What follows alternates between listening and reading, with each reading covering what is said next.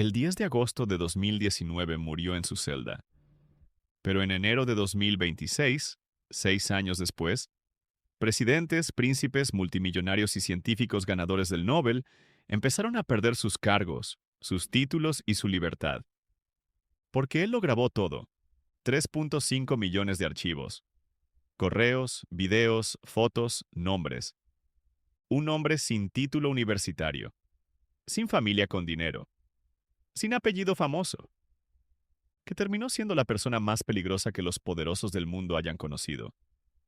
No por lo que hacía, sino por lo que guardaba. Eres un niño en Brooklyn, años 60. Tu padre es jardinero para la ciudad de Nueva York. Tu madre fue maestra de escuela antes de quedarse en casa. No hay grandes apellidos, no hay herencias, no hay contactos. Pero tienes algo que nadie te puede quitar. Eres el estudiante más brillante de tu escuela. Tan brillante que te graduaste del bachillerato a los 16 años. 2 años antes que todos los demás. Entras a 2 universidades. Estudias matemáticas, física, y entonces no terminas. Dejas la carrera en 1974 sin ningún título. ¿Y qué hace un joven de 21 años? Brillante, sin diploma, en la ciudad más competitiva del mundo. Consigue trabajo como profesor en la escuela más exclusiva de Manhattan, la Dalton School. Una escuela donde la colegiatura anual cuesta más de lo que tu padre gana en un año. Y Jeffrey Epstein, el chico de Brooklyn sin título, llega ahí a enseñar cálculo y física. ¿Cómo? Nunca quedó del todo claro.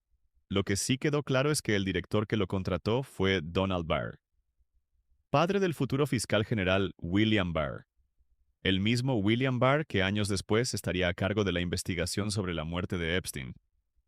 Eso es solo el primer nombre en la lista. En la Dalton School, Epstein hace algo que va a definir el resto de su vida. Se enfoca en los padres de sus alumnos, más que en los alumnos mismos.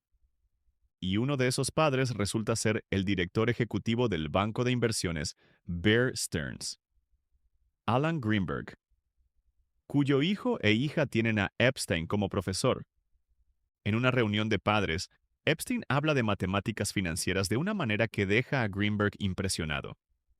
Y en 1976, Jeffrey Epstein, el chico sin título, recién despedido de la escuela, entra a Bear Stearns. Empieza desde abajo. Asistente de piso, el trabajo más básico que existe. Pero lleva consigo algo que vale más que cualquier título. Sabe leer a las personas. En Bear Stearns, Epstein sube. Rápido. De asistente de piso a operador de opciones. De operador a asesor de los clientes más ricos del banco. Edgar Bronfman, el presidente de Seagram, una de las fortunas más grandes de Norteamérica. Y Epstein le ayuda a no perder millones en impuestos. A los 27 años lo hacen socio de Bear Stearns, sin título universitario, sin apellido, solo con su capacidad de hacerte sentir que eres el hombre más inteligente de la habitación. Pero en 1981 lo despiden. Los detalles exactos nunca se publicaron completamente. Lo que se sabe, violó alguna regulación financiera. Lo que se supone, sabía demasiado sobre cómo se movía el dinero. Y en Wall Street, saber demasiado puede ser una amenaza o una oportunidad. Epstein lo convirtió en una oportunidad. Funda su propia empresa. ¿Qué hace? Ayuda a personas muy ricas a recuperar dinero que les robaron. O en sus propias palabras, a veces trabajaba para quien fue robado y a veces trabajaba para quien robó. Eso no es un negocio. Eso es poder sobre todos los lados. Y entonces llega Leslie Wexner, el dueño de Victoria's Secret, una fortuna de más de $4.000 millones. Wexner conoce a Epstein a finales de los 80 y hace algo que ningún multimillonario había hecho antes. Le da a Epstein control total sobre sus finanzas, poder para firmar cheques, para comprar y vender propiedades, para gestionar su patrimonio completo, por 16 años. ¿Por qué haría eso un hombre de 4.000 millones con alguien que no es de su familia? Esa es la pregunta que nadie ha podido responder completamente. Y es también la pregunta que hizo que la fortuna de Epstein sea inexplicable. Su empresa afirmaba manejar fortunas superiores a 1.000 millones de dólares. Pero oficialmente solo tenía un cliente conocido, Wexner, un solo cliente. Y de alguna manera tenía una mansión de 77 millones de dólares en Manhattan, la más grande de la ciudad. Un rancho de 10.000 acres en Nuevo México con su propia pista de aterrizaje. Una mansión en Palm Beach, un departamento en París, una isla privada en las Islas Vírgenes de Estados Unidos, y un jet privado Boeing 727. Un jet que sus propios archivos documentan realizó 20 vuelos internacionales solo en los últimos 18 meses antes de su arresto. ¿A dónde iba tanto? ¿Con quién? Esas respuestas están en los 3.5 millones de archivos. En los años 90 y principios de los 2000, Epstein construye algo que va más allá de un negocio. Construye una red. Y la red no se basa en dinero. Se basa en secretos. Científicos de Cambridge, de Harvard, del MIT. Él los financia, los invita a su isla, les paga investigaciones. El Premio Nobel de Medicina Richard Axel. El asesor científico de Jurassic Park, Jack Horner.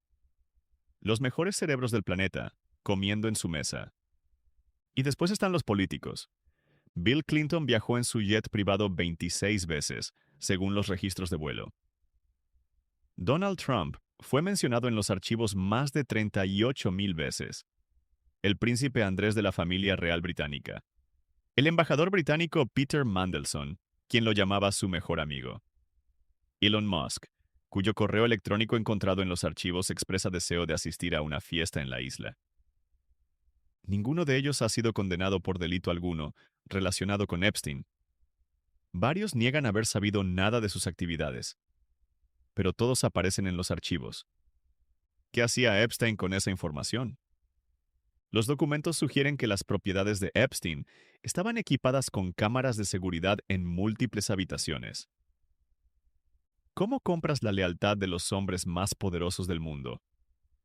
No con dinero, con información. Información que si saliera al público los destruiría. Y Epstein tenía información sobre todos.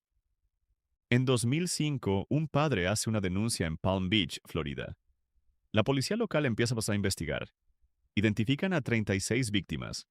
El FBI entra al caso. Y entonces pasa algo que definirá el escándalo por los siguientes 20 años. En 2008, el fiscal federal de Miami, Alexander Acosta, le ofrece a Epstein un acuerdo. Solo 13 meses en una prisión del condado. No federal. Del condado. Con permiso para salir 12 horas al día, 6 días a la semana. Con chofer. Y personal de servicio en su celda que no tenía puerta. El FBI tenía evidencia de más de 30 víctimas y una red que potencialmente involucraba a decenas de hombres poderosos. Y el fiscal federal lo dejó salir con 13 meses. ¿Por qué? En 2019, Alexander Acosta tuvo que renunciar a su cargo como secretario del Trabajo del gobierno de Trump. El acuerdo de 2008 se investigó como una posible protección deliberada. Epstein cumplió sus 13 meses. Salió en 2009 y siguió. Como si nada hubiera pasado. Sus conexiones continuaron. Sus viajes continuaron. El hombre más conectado del mundo acababa de ser condenado por delitos graves. Y seguía siendo invitado a cenas de gala. Porque nadie con su información va a ser abandonado fácilmente. 6 de julio de 2019. Epstein aterriza en el aeropuerto Teterboro en Nueva Jersey. Lo están esperando. Esta vez no hay acuerdo. Esta vez los cargos son federales. Tráfico de personas. Conspiración. Y el juez le niega la libertad bajo fianza. Ofreció $600,000 por un rastreador de tobillo en su mansión. Denegado. El Centro Correccional Metropolitano de Nueva York. Ahí esperaría su juicio.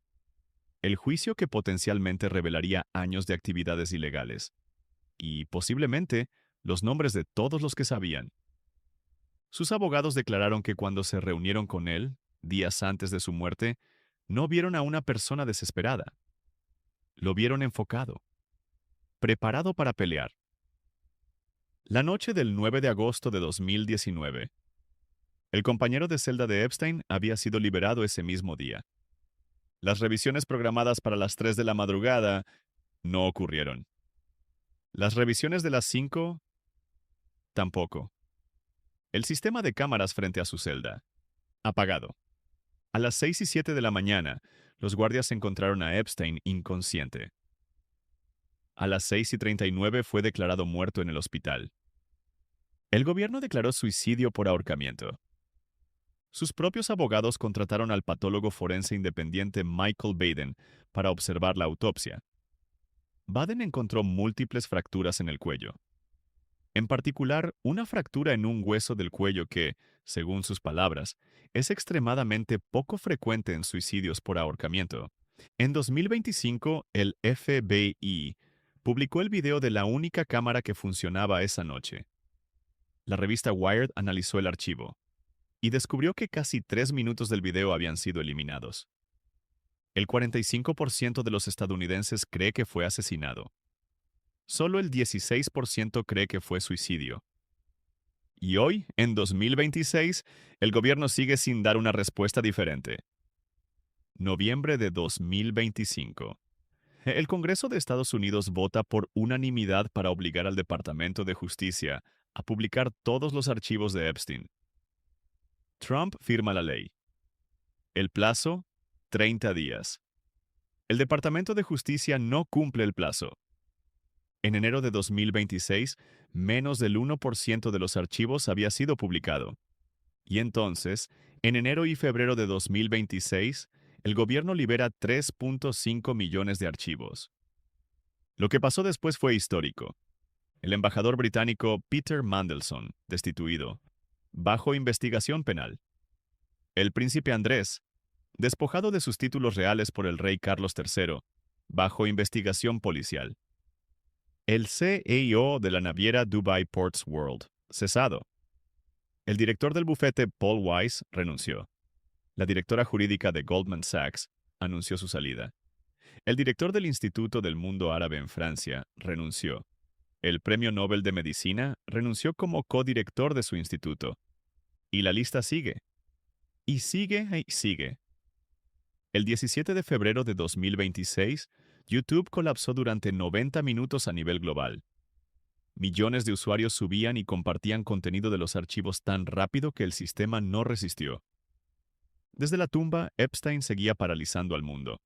Un niño de Brooklyn, sin título, sin apellido, sin herencia, que encontró una manera de acumular el recurso más valioso del mundo. No oro, no petróleo, información. Murió en su celda en 2019. O tal vez no murió solo. Esa pregunta todavía no tiene respuesta. Pero en 2026, lo que sí tiene respuesta es esto. El sistema que lo protegió durante décadas no pudo protegerse de sus propios archivos. Del Brooklyn humilde de su infancia a la isla privada en el Caribe.